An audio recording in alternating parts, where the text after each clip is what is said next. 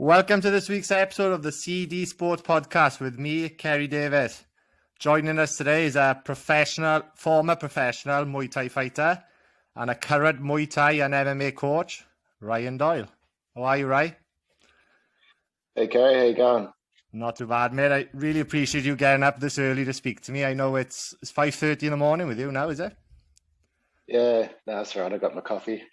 Yeah, coffee. You got your coffee and I got my whiskey, yeah.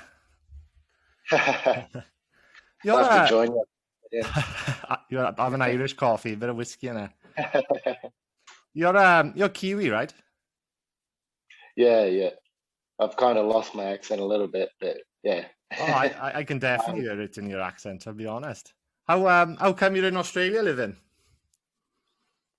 I moved over with my parents when I was 14, and just they made a decision to move over, just a better life over in Australia. And I had we had a few of our family over here, so yeah. Oh, nice.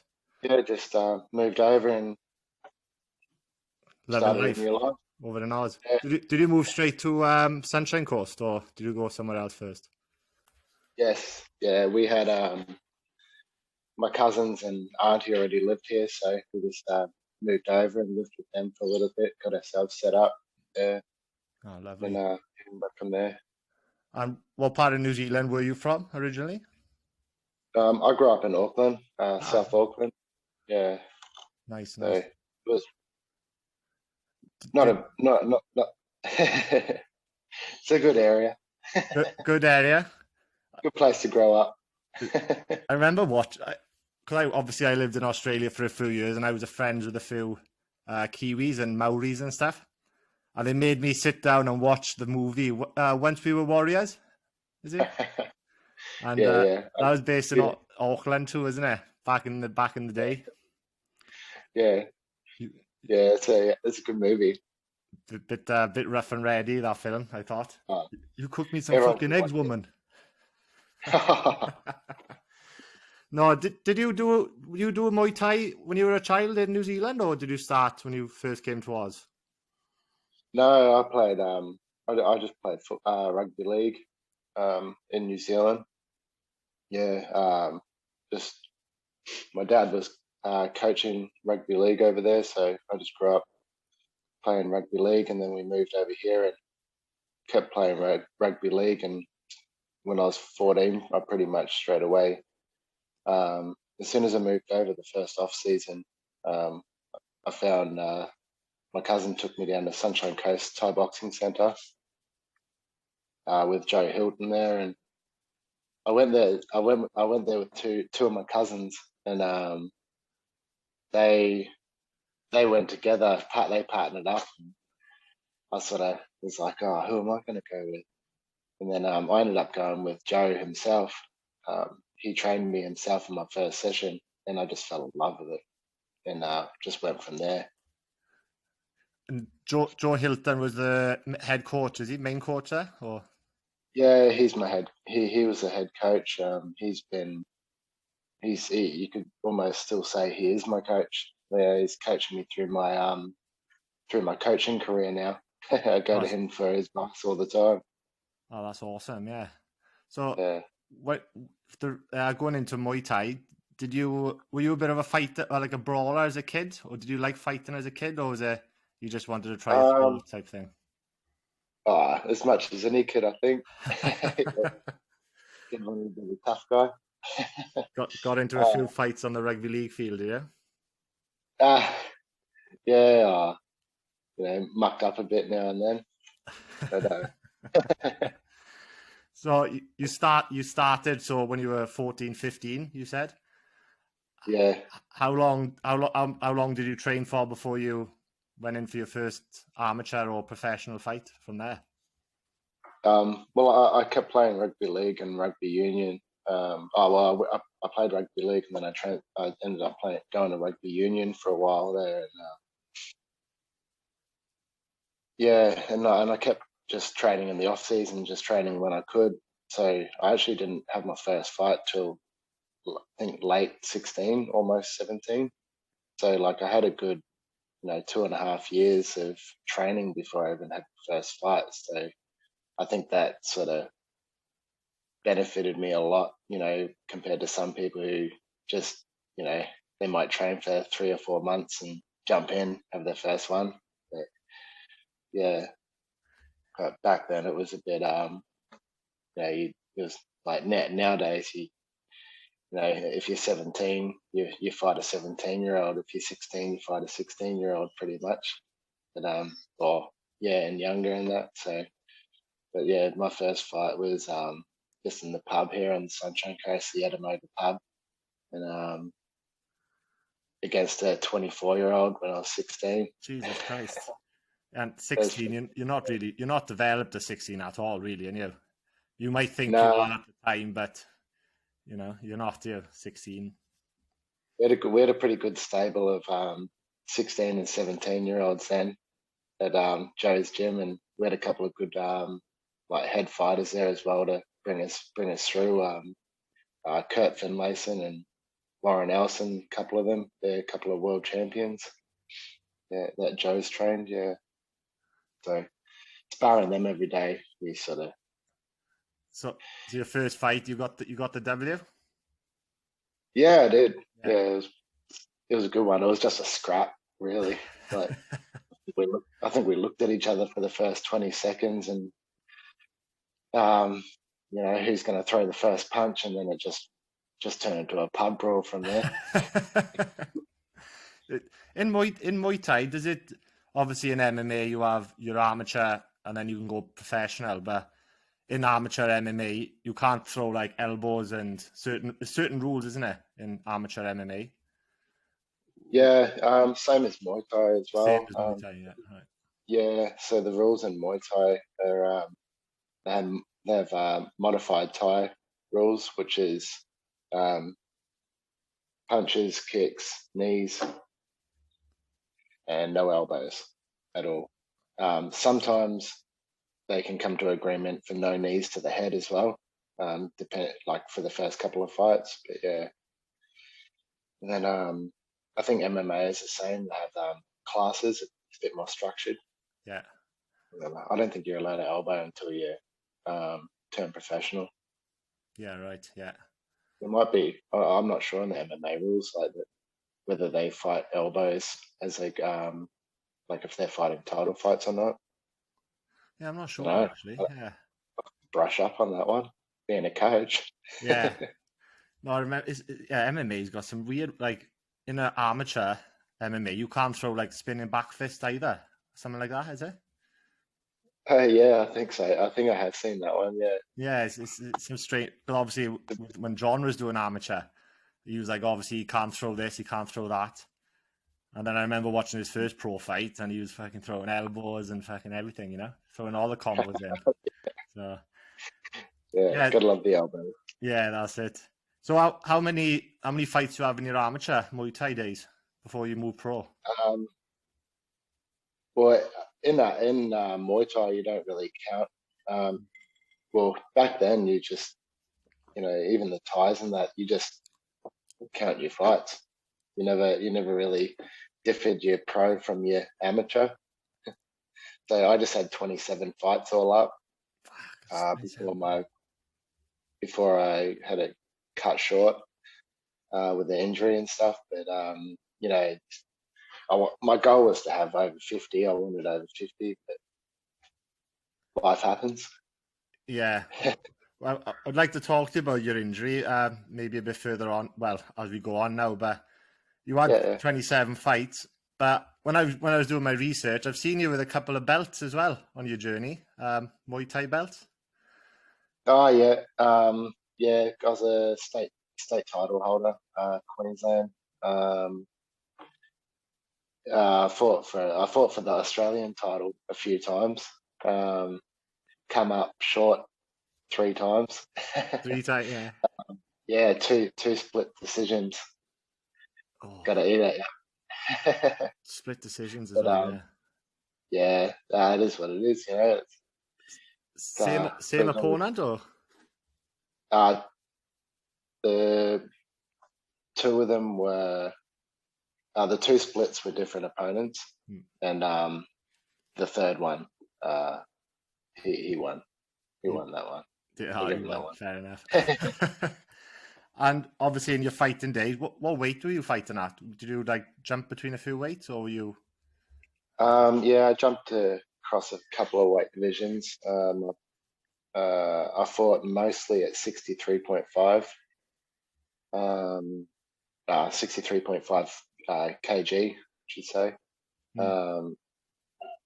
Later on in my career, I bumped up to 66, and I dropped it for one of those Australian title fights. I dropped down to 61, which was a big cut. Wasn't a fan of that water cut. No, I bet. What would you walk around at back in the day, roughly? um, I'd probably walk around about 74, 73, Oh, 74. yes, that's Yeah, 13 kilo cut. Yeah. yeah, yeah. It wasn't fun. No, you see obviously you see more and say the UFC and Bellator, and you see some of the fighters, when they're doing the weight cuts and stuff. Like I think who is it? Uriah Hall, the middleweight. Yeah, like full Yeah, like his organs were shutting down, and yeah, like yeah, this was quite like the last year, well, last 2 years maybe. And even Khabib he had real bad problems, didn't he, in his early days? yeah. I think it was like his kidney or something. Yeah, it's no His kidney shutting down or something. I think that was what pulled him out of one of the Tony Ferguson fights, I yeah, think. that's it. Yeah, it was. Yeah, no, I don't envy the fighters doing that. I'll be honest with you. It's not my Oh, cup of it tea. is dangerous. Yeah, Back then as well, like everyone just wanted to. I swear that was part of the competition, who could cut the most weight. And that was like no one knew like how dangerous it was back then either. If you cut 8 or 9 kilos, you'd be going around bragging about how much weight you put on the next day because of how much water you've cut. Oh yeah, I put on 11 kilos. Like thinking you're awesome because you just put on 11 kilos and then you go out there and get knocked out. You got no water in your brain. well, that's the thing, isn't it? Like they cut so much weight, they are more vulnerable to getting knocked out, isn't they? Like Yeah, yeah. Well, from what I've like listening to podcasts and whatnot and learning more about it over the years since I've become a coach, there's evidence to show that you can get knocked out. You can get knocked out a lot easier than you can than you can if you just cut your normal amount of weight, like 4 or 5 kilos or something. yeah, I think that's ideal, around the 4 or 5 kilo mark in the day. Yeah, and I thought I had a pretty good chin for a long time, and then the first time I got knocked out bad was the night that I cut the most water weight. Yeah, oh really? It was the toughest cut for you. toughest cut. And I thought I was awesome because I put on that was me. What I was talking about before. I put on 11 kilos. I cut down to 73.5, and the next day I was weighing like 74.5, and I thought I was going to be just much bigger than my opponent. And he clipped me with a like beautiful right hand, and I was out cold for 2 minutes. Oh, 2 minutes unconscious. That's Yeah, yeah, it's got to be great for the brain. no, yeah.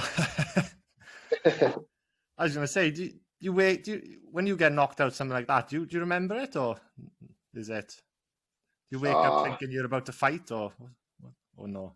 nah, that night I actually like I remember waking up, and I remember waking up and the guy that I just fought, he was holding my head. he had his gloves off, like securing my head Yeah. position, and the doctors were working on me, and obviously Joe as well. Yeah, and yeah, I think I just opened my eyes and bounced up and kept asking Joe what happened all night. Yeah. No, it's quite scary, isn't it, when stuff like that happens? But it does. I think it does slowly come back. Is it in time? Is it like a week or two? You Um, no. even thinking back now, like that night, I can't piece much of it together. That even before the knockout is pretty much a blank slate.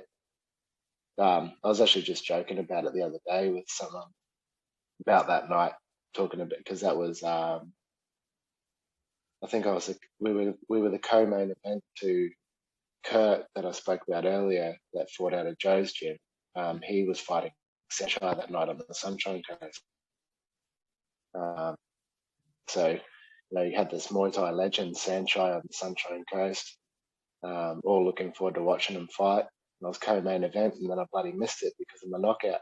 I've seen it, I just don't remember it. You just don't remember it, yeah. You have to watch it back. No, that's crazy. Like going back to what you said earlier, your career actually got cut shorter than you'd like. You wanted to hit 50 fights, but you got to 27. Do you want to talk about that a bit? What happened and everything like that? Yeah. Oh no, I don't really want to talk about that. Cross it off my notes. Don't want to talk about it. No. Yeah. So, actually, around the time that I had that knockout, that was earlier. That was a little bit earlier on in my career. I was about 23, 24, and I had another fight. Actually, that would have been 23, and then I had another fight probably about 4 months later, 5 months later, and I got knocked out again, pretty bad as well. After that, I decided to take some time off.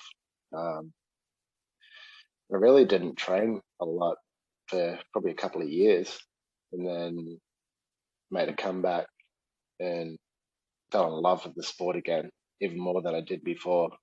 And just started racking up the fights, and and then my first fight back was against a guy named Matty Boone, and so he was my comeback fight, and then he ended up being my last fight. Yeah.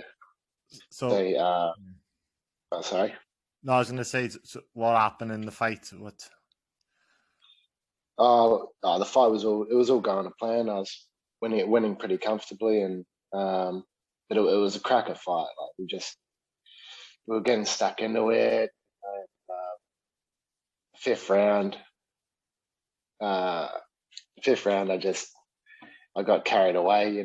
Just caught up in the hype of the fight. I think I'd pretty much won most of the rounds. I'd already won the fight if I took it to the distance. It was only when I heard the last 30 seconds. I heard the announcer yell out to the crowd, "Last 30 seconds, come on, everyone, let's get him going." And I thought to myself, this has been a good fight. Like I was loving it. Last 30 seconds, I'm going to make the most of it. So I called him on, let's go. And I threw a 1-2 down the middle, and he just came down the middle of my 1-2 just with a spinning elbow, hit me right on the forehead here, the eye socket. Collapsed and just collapsed my head. It ended up with like a caved in. It was all caved in here, and fractured behind my eyeball. So like the socket, that was all fractured, and behind here, my cheekbone and my nose. And I wore that one and retreated to the corner and kept my hands up till the bell. So you didn't drop a fit? No. Oh God. No, I won the fight. That's my saving grace. You won? Did it? Oh my God. So I won my last fight, but yeah. That is crazy. So you fractured your skull and did all that, and you still won the fight, and you didn't get dropped. It was like, I don't know how. Somehow I must have got my chin back from that break. Easy check, was it, that one? Yeah. So obviously, after the fight, then what like, did you know it was something up, or did you go straight to the hospital, or? Well, when it happened, like it rattled me, when it hit me, as you'd imagine, and I remember sort of like getting a bit wobbly, and I I couldn't see. I remember thinking I can't see out of my right eye properly, and so I just thought I had blood. I thought I must have got cut, and I had blood in my eye, and I thought to myself, "You bastard! You fucking cut me in the last 30 seconds," and yeah. Then soon it was over. I know the referee that was reffing the fight, Big Murph, and he split us up when the bell went, and he looked at me and goes, "Fuck, Doyle, you're gonna need surgery, mate."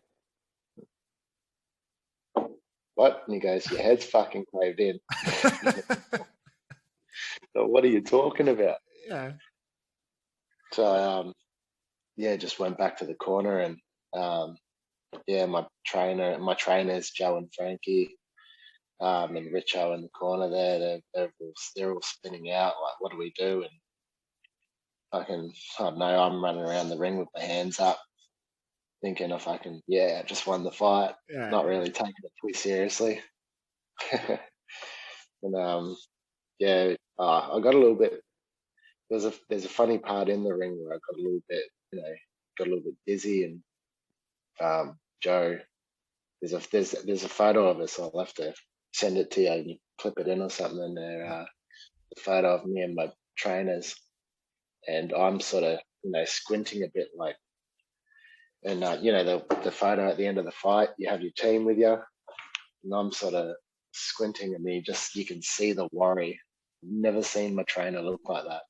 He's been there as long as I've known him. He's the hardest man I've ever known, and then to see the look on his face, it's a gem of a photo. I bet, like you say, he trained you all the way through, and to see a fighter get hurt, and his own fighter like that, it's a real worry, isn't it?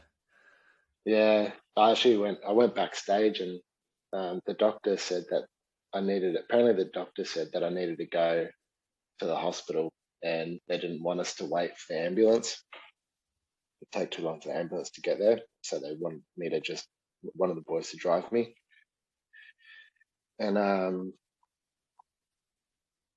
oh yeah, and I remember going. I was backstage, and because I was the co-main event that night, and Eli Madigan and Jake Lund were the main event, and being friends with both of them, I was like, I want to see this fight.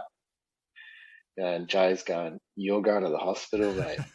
I'm like, come on, mate. Let me just watch the fight, and then I'll go to the hospital. I feel fine.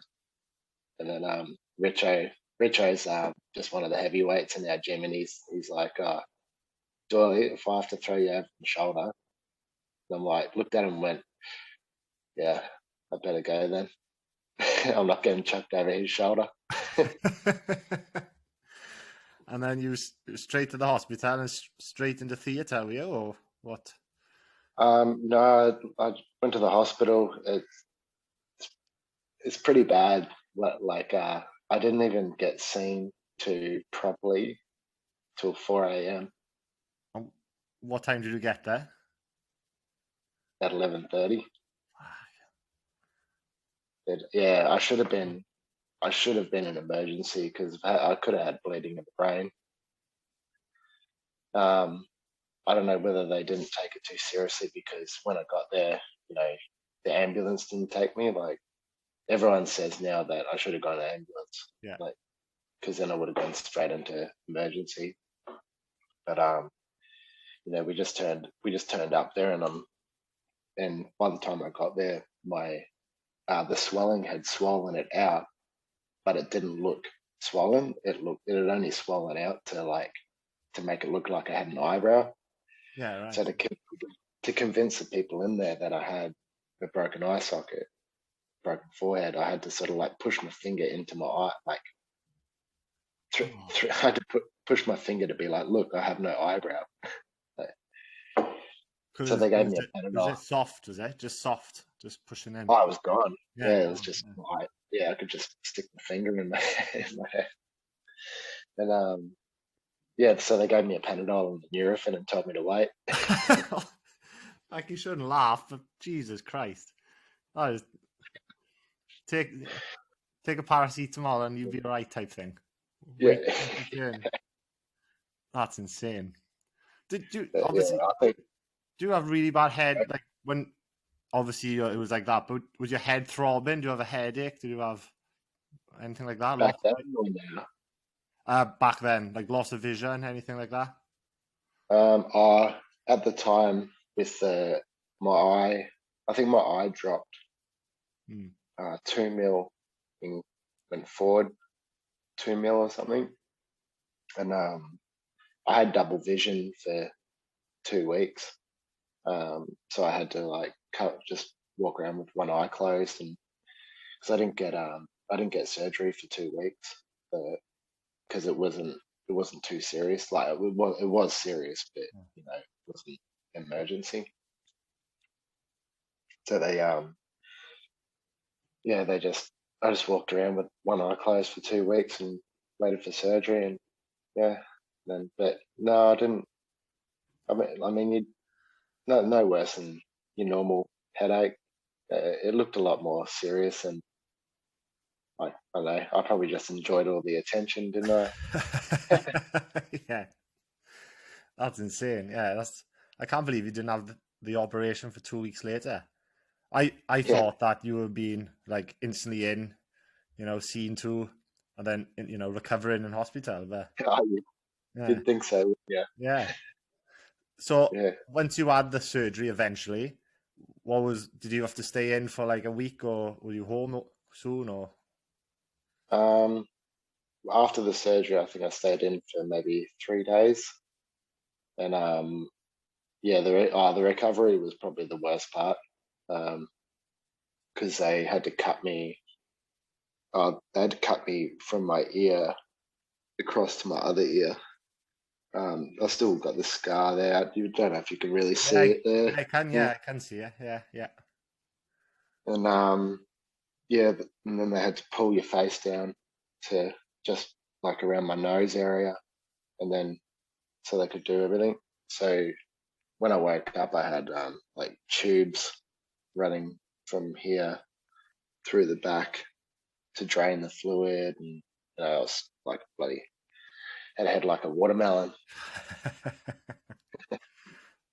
That's scary. That's really And scary. then yeah, Mum just took some time off, and making me veggie soup and stuff I grew up with. You had a little bell next to you, do you? Like ringing it, Yeah, everything you wanted coming on yeah, hand. that's it. Yeah, yeah. No, Mum and my wife looked after me pretty well. Yeah, my wife tried to clean my shit because you have to clean your wound, obviously, like every day after it happened, because I had like yeah, it didn't look great. I had 64 staples from going like stapled my head back together, and the first day I was back, my wife she was trying to clean my head, and she's just got heart like got like 30 seconds into it and just went, I can do this. So from then on, I had the washcloth. I had to do it myself, feel around up Feel there. around yourself, yeah. That's uh, if yeah. You should send me some photos, and I can like you said, I'll attach them maybe to my yeah, Instagram, and then people who's obviously listening sure. to this, we can show them the photos of the aftermath of the fight. And Yeah, yeah. so obviously, then you've done that. Well, you haven't hit the 50 fights you wanted. Like, what's going through your head? Were you like, fuck, I'm not going to fight again, and what am I going to do? What was your logic after it all? Uh, it was a pretty hard time, really.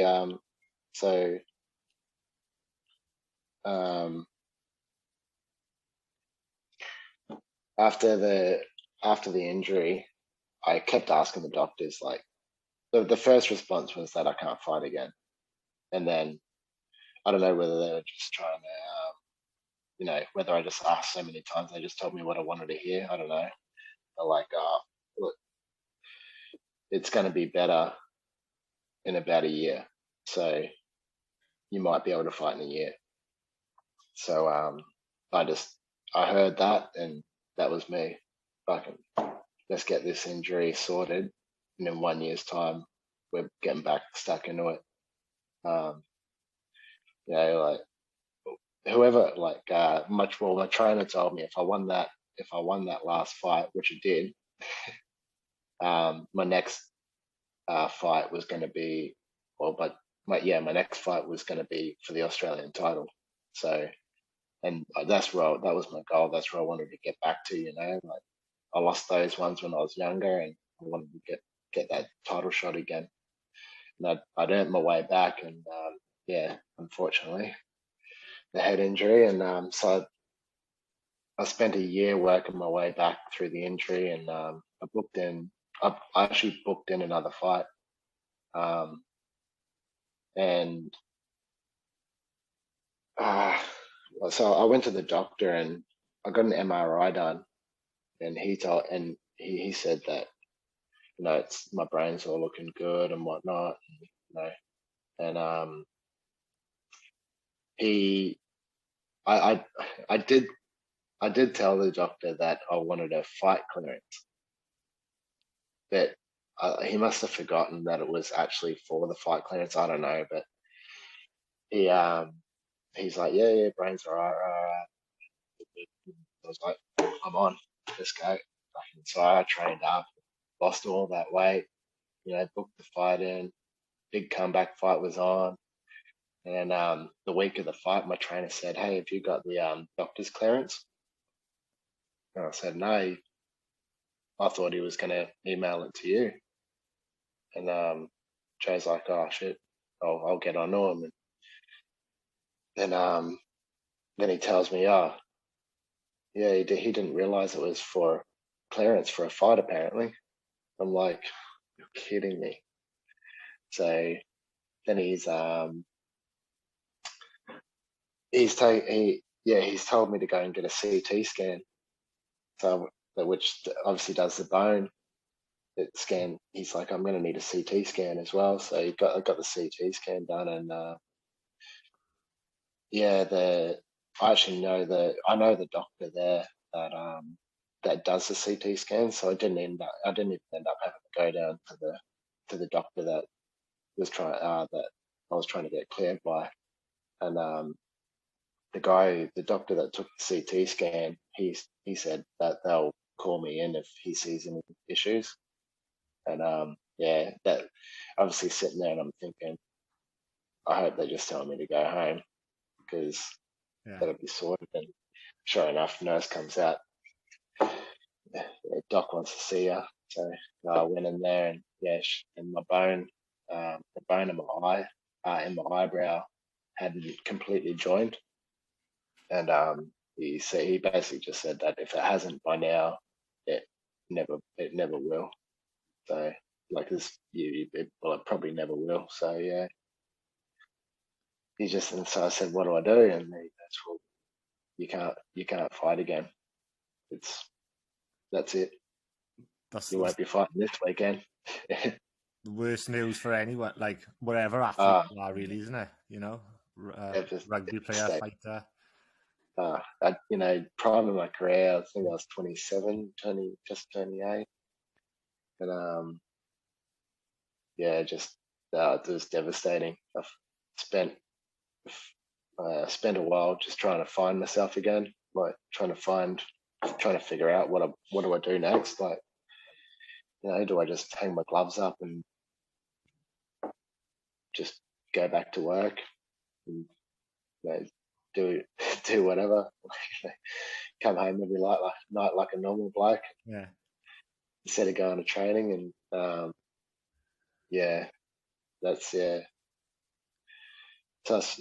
then I started training. I started just helping Joe out at his gym, going in there and holding some pads for a couple of the fighters there, and just helping out wherever he needed me, opening up in the mornings before work and whatnot. Yeah. So, yeah. That was the start of the coaching career then, around about then, was it? Yeah. Yeah. So obviously how did it did it just did it slowly happen? Was it just, you started off just holding mitts for boys, and then all of a sudden then you maybe cornering a fighter, helping like Joe corner a fighter, and then all of a sudden you just keep building and building. Is that how it worked for you as a coach? Yeah. So I think Joe said to me, because I went straight from the CT scan to go see Joe in his office, and we just had a chat in the office there, and I was pretty upset, and he's just said to me, just give back now, hold on to that passion you have for the sport and do what you can to help the sport progress. And you still got a lot more to give, and hopefully one day you got your own gym or something, and I think I just heard that and went, yeah, let's do it. And you've got Hellraiser Combat now. That's you, isn't it? Hellraiser Combat Center. Yeah. Well, that's I've like when Noakes unfortunately pulled the pin, I just had a few of the boys there, and they all still wanted to train, and we started to train out of the garage a little bit. But the garage, mate, it's not big enough for John Boy. Yeah, he needs room to move though, John, doesn't he? John Boy's a bit of a diva, isn't he? Yeah. No, you say he's given me some fighters. Obviously, you've trained and training now, like John Martin Fraser, Glenn Pettigrew, Dan Hill. You've trained Josiah Croft, Will Wagstaff. Obviously, that's a mixture of MMA and Muay Thai fighters. You've trained and you've trained in the past and you're still training now. But John, you always speak so highly of you as a coach, and your knowledge in the game, the striking game. It's he always praises you up. As a coach now, obviously you do MMA and Muay Thai. Do you have to? Is it much like how do you train, say, an MMA fighter to a Muay Thai fight? Is it much of a difference, or is striking? Way different. Way different. Yeah. I've got like say Josiah Croft. He's my only fighter at the moment that sort of goes, I want to do Muay Thai, I want to do MMA. He's gonna love that. His last fight, he trained up for a Muay Thai fight, and so I trained him as a Muay Thai fighter. Like the stance, change his stance, change his tactics, everything. And then now he's booked in. He's actually fighting the same night as John on March 20th. Yeah. On Eternal MMA, and he's so obviously he's fighting MMA now, and it's so much different. You've got to allow, like Muay Thai, no one's going to come in and double leg you, throw you on the ground, are they? No. Yeah. You can stand as tall as you want, really. But MMA, you've got to widen your stance. There's so many different factors, and you're striking with those little 4-ounce gloves. You've got to change your guard changes, like your guard and all that. You've got to open your hands up with the gloves, like otherwise you're pretty much just punching yourself in the head with your knuckles. Like, so you just got to like build those habits into your fighter in camp. So training July for his last fight, and then training July for this camp, he looks like a completely different fighter. Yeah, right. How did, as you as a coach, how did you find, obviously, doing the Muay Thai and MMA? Obviously, it was a lot of work. Obviously, you're a accomplished Muay Thai fighter, but as an MMA strike, like, was it a bit of a learning curve for you? Did you struggle, or did you pick it up quick? Oh, I wouldn't say I struggled because I just, once I commit to something and I love it, you know, I just dive straight in 100%, just committed. So, once I started training, John and Glenn, they were my first MMA fighters that I really got involved with, and on the striking department. And yeah, I just, I'm just done everything I could to study MMA. Like I didn't even know when I first started training John and Glenn. I'd be out the front talking to Glenn, and Glenn's telling me all these fighters and stuff, and all these different MMA shows, and I'm going, who the fuck are they? And what? I know the UFC, I know Yeah. Bellator. That's about it. I don't know. I didn't know nothing about the local scene. So I just fast tracked myself, like started listening to as many podcasts as I could about, Muay Thai, MMA and stuff in Australia. Just done everything I could to learn what I needed to know about the local scene, and then from there, adapting my own coaching style to what I think will work. Like, not like taking little bits here and there from what I'm seeing, and what I'm seeing from Coach Kyle Noak and whatnot, and adapting what I know and seeing what I know from my style and the setups and what I can bring to the game that'll work, and what I need to take out of my game that's not going to work. So it's just a bit of that sort of stuff. Bit of trial and error. Do you train? Do you do a bit of wrestling and BJJ yourself? As you know, yeah. Yeah, well, that's what I went to Kyle. That's what I went to Kyle for. So you went Yeah, to you did yeah. you went to Nork martial arts to do I jiu-jitsu? just went to learn jiu-jitsu. Yeah. Yeah, Jiu-jitsu. Yeah. Yeah. because I went to like I was coaching at Joe's for about 2 years after my injury, just coaching, helping Joe with the fighters, you know, tagging along with Joe to all the fight shows, and being in the corner with him, learning from him, and then I was just teaching what I already knew, and it was just kind of not boring, but just I I was 28, 29, and I'm like I want to learn something, and I've always watched UFC, so I thought, oh, you know what, fuck it, I'm going to go down and see Nelson and Kyle and start doing jiu-jitsu. And I think 2 weeks later of me training BJJ, Kyle and Nelson just said to me, oh, do you want to come and help us out with the striking classes? And yeah, all right, come down. And so I started helping out with the striking classes, and it it was just an easy transition. We all got along really well. Eventually started holding pads for the big fella, John, and went from there. No, that's awesome.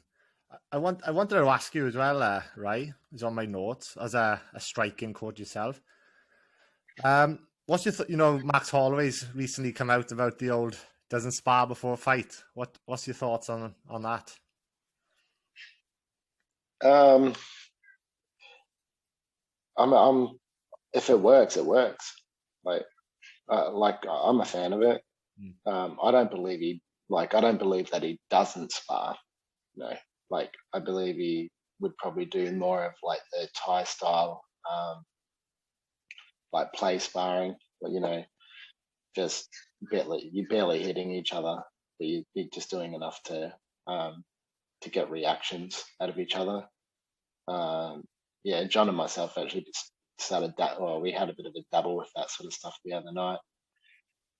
Yeah, and, yeah, I believe in it. I don't think so. I think if you're a professional fighter and you've been fighting for a long time, that it could potentially work, because you're not going to forget how to throw a punch or a kick. You do all that stuff on pads anyway. All you got to do is build reactions.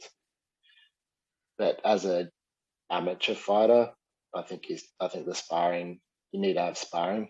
Obviously not 100% or anything, but like probably more like 60, 70% sparring, power and whatnot. But I think amateurs need to spar for a while, and then as you become a professional, I can see fighters not needing to spar as much. Yeah. You could say especially how good. I know Max Holloway controversially lost to Volkanovski, but in fact, you see his fight against Calvin Kattar, Incredible. and it just made it like if you're a young fighter watching and being like, well, Max Holloway doesn't spar, so if he's fighting like that, maybe I can do. Do you know what I mean? Yeah. He's just it was incredible. Yeah, I couldn't believe what I was watching. And against a striker like Calvin Kattar as well, you know? That's what I was thinking, you know, like myself and Johnny were talking about Calvin Kattar that whole week, you know, like just how crisp his striking looks and whatnot. And then Max just came out and put to bed everything I thought of him. You know, like nothing against Calvin Kattar. He's still incredible, like an incredible striker, but Max just an absolute beast. Best striker in the UFC or not? Well, who else is there? You know, like, I think there's probably Max and Adesanya. Adesanya, yeah. He's he's really good, isn't he? I'd say more along the lines that I'd agree with Max could be the best boxer in the UFC, and then Adesanya could be the best striker. Because Adesanya uses his kicks and whatnot a lot more. Yeah. No, I'm looking forward to Izzy versus Jan, actually. That's coming up. Is it next month or this month? I can't remember. Hey, I'll be honest, right? I got a feeling Jan's going to knock him out. I know people, I don't know. I think that Polish power, right? You know, he's going to clip him. But mate, he's got power.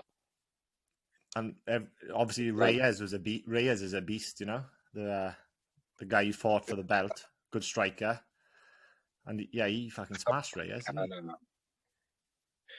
It's not like you can't hit Adesanya. Like he does get hit, and if he gets hit by Jan, it could be lights out. If he does, but no. I don't. What was I going to say, buddy? Just lost my train of thought. There must be that CTE kicking back in. No, mate, you've talked really well for this podcast. We're up to 50 minutes. That's how quick our chat's gone. Oh wow! This is my longest podcast. Yeah, I won't keep you much longer, right? Before I let you go, though, do you want to give anything a shout out or where we can find you on social media or anything like that? I'll give a shout out to our gym, Hellraiser Combat Center. Also Sunshine Coast Thai Boxing Center as well. Why not? Like, you know, you come down and see either me down in Maroochydore or Joe Hilton down in Kawana, do your Muay Thai, and we do the MMA at ours. But also Ignite Martial Arts down in Caloundra. That's where Johnny does his wrestling and whatnot. You can find me on Instagram, Ryan Doyle _MT. Geez, that sun's starting to come through. Literally now, I was looking at you and I could see your hand keep going up. And I was like, fuck it. And what's the time with you now? It'd be, well, coming up to 6:30, isn't it? Yeah, 6:20. 6:20 and the sun's that strong. Yeah. Yeah, it's coming through over the house next door. I should have shut those bloody blinds. That's all right. I could say you're going to do a bit of training now, yeah, with old Johnny Boy, or? Yeah, go down and Saturday we have a bit of a no, we don't really have much of a blast out. We just go and start working game plan stuff, figure out what we need to work on, and have a play around with some combos and some setups. see what we can put old kid out with this time. I would say you're the mastermind of his last knockout, you? The 25-second one? You were working on those combos. No, I wouldn't say the mastermind. It's just I think me and John make a good team.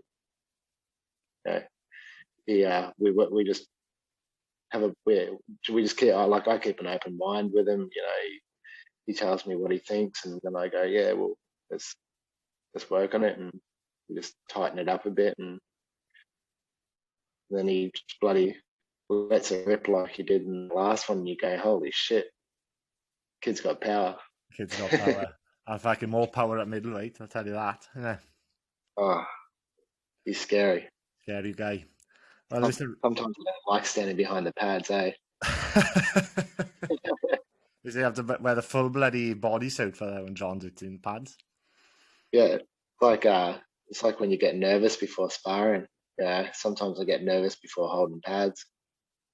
Just the fear ferocity, yeah. I see the videos on obviously when you post them and stuff, and fuck, it's scary. Like I wouldn't want to step in the cage with them, I'll be honest. Yeah, he's got a career ahead of him. You know, just all he has to do is just make the right steps, and you know, it's the path is there for him. Yeah, so keep winning. The opportunities arise, isn't it? Yeah, just gonna move over here. Yeah. As I say, yeah, but really appreciate you coming on, Ray. I reckon we should do this again in a couple of months. Maybe after, sure. Maybe after John's fight, or it'd be cool actually. I was speaking of John, maybe doing maybe a couple of big UFC cards, and you could break some fights down with me or something like that as well. Yeah, for sure, 100%. So I'm keen on that. Yeah, so, whenever you want to happen, flick me a message, and I'll make myself available. We'll make it happen. Thank you, Ryan. Ryan Doyle, everyone. Yee-yoo.